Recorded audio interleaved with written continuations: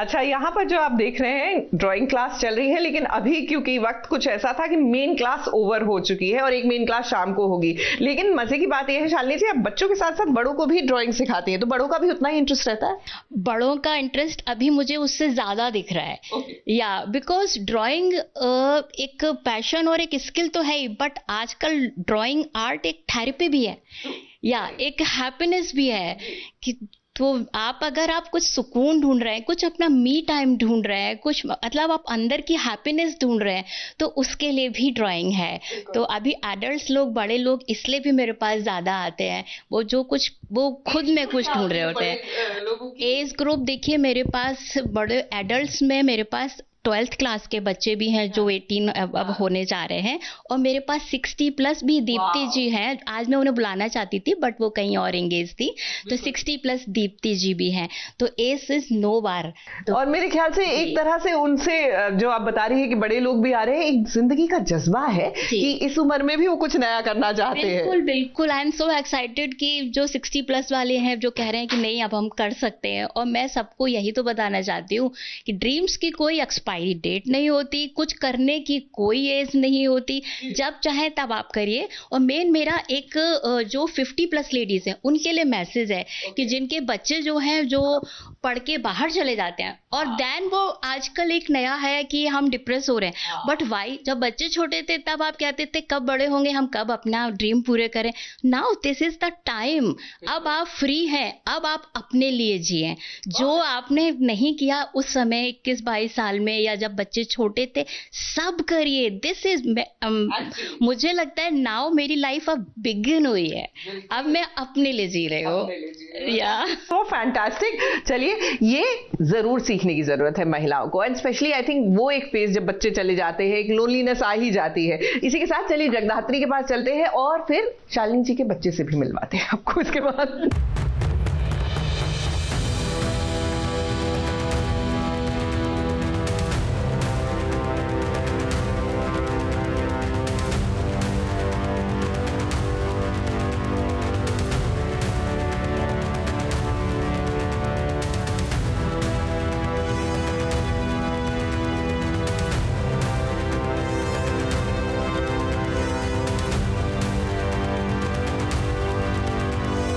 जगदात्री बहुत ही बड़ी दुविधा में फंस गई है, ऐसा शिवाय को लग रहा है। अब जिसकी पत्नी का पति एक गुनहगार हो, तो आप सबको क्या लगता है कि साली साहिबा अपनी बहन के पति के साथ ही क्या वही बर्ताव करेगी जो एक मुजरिम के साथ करना चाहिए?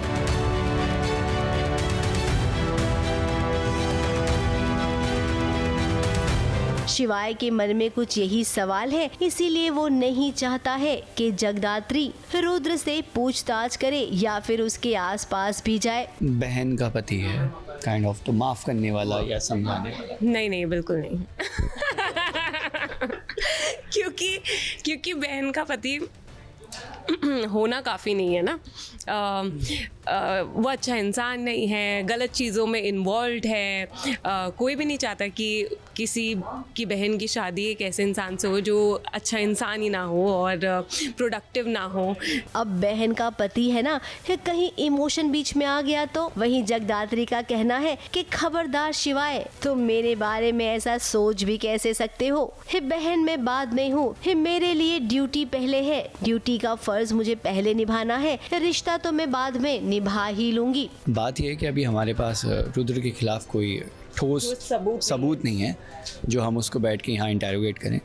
तो और क्या है कि वैसे तो बॉस अपने हर मिशन को लेके बहुत सीरियस है, लेकिन जब भी किसी भी इंसान के ऊपर बात आती है ना, तो वो फैमिली के आगे थोड़ा इमोशनली वीक हो जाता है। तो वही भावना उसको बोलते हैं, हाँ, कि वो बाकी सबकी सर्जरीज कर लेते हैं लेकिन अपने रिश्तेदारों की नहीं, उनकी नहीं, अपनों की।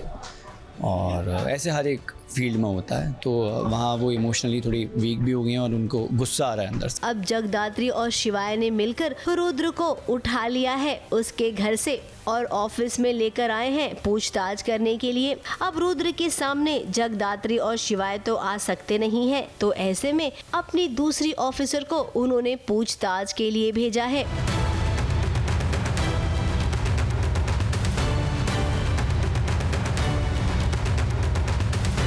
अब रुद्र को देखकर ये कौन कहेगा कि उसे अपने किए पर पछतावा है। वो तो अपने आप को कुछ ज्यादा ही शाना समझ रहा है। बेटा, आपके जैसे ऐसे बहुत लोग आते हैं, जब पुलिस के 4 डंडे पड़ेंगे ना तो ये सारा एटीट्यूड निकल जाएगा।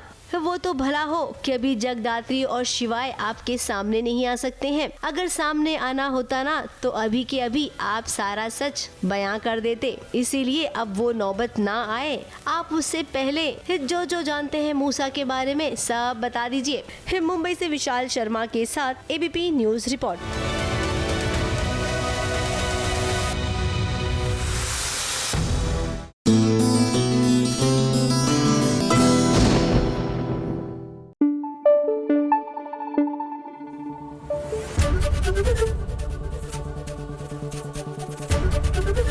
एबीपी न्यूज आपको रखे आगे।